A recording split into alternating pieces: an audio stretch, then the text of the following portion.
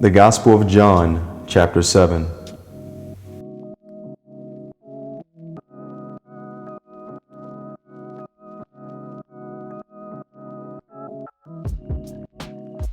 Jesus at the Feast of Booths.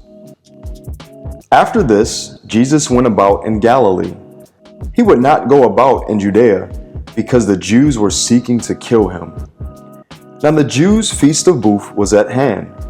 So his brother said to him, "Leave here and go to Judea, that your disciples also may see the works you are doing.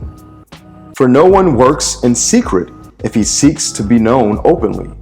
If you do these things, show yourself to the world." For not even his brothers believed in him. Jesus said to them, "My time has not yet come, but your time is always here. The world cannot hate you, but it hates me because I testify about it that its works are evil. You go up to the feast. I am not going up to this feast, for my time has not yet fully come." After saying this, he remained in Galilee. But after his brothers had gone up to the feast, then he also went up, not publicly, but in private. The Jews were looking for him at the feast and saying, "Where is he?"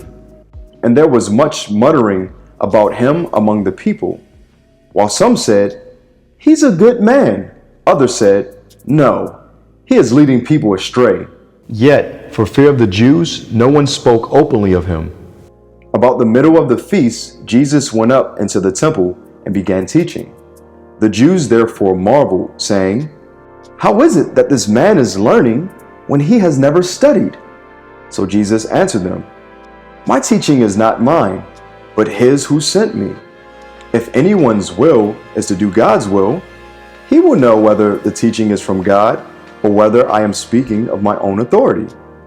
The one who speaks of his own authority seeks his own glory, but the one who seeks the glory of him who sent him is true, and in him there is no falsehood. Has not Moses given you the law? Yet none of you keep the law.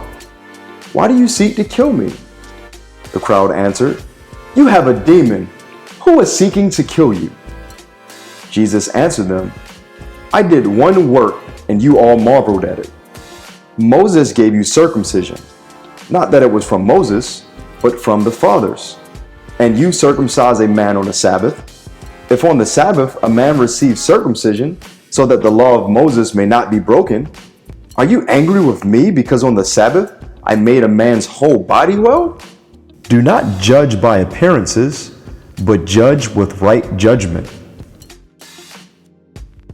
Can this be the Christ?"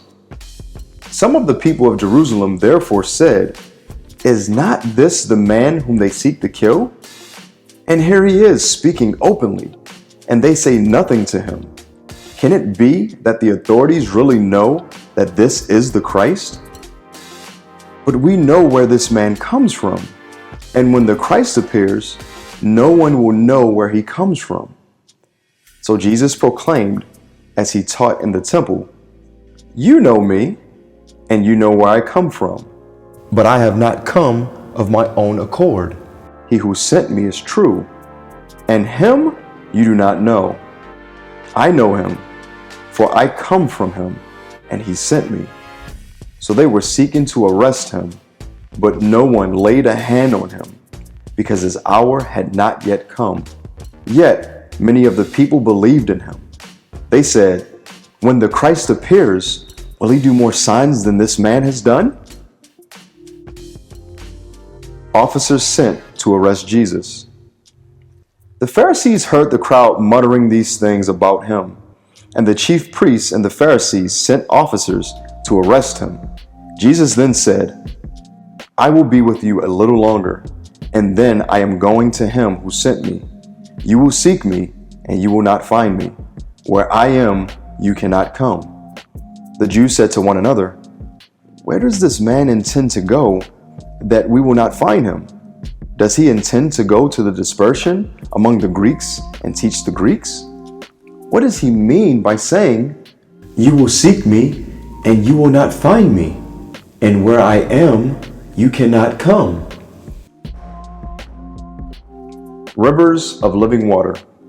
On the last day of the feast, the great day, Jesus stood up and cried out, "If anyone thirst, let him come to me and drink.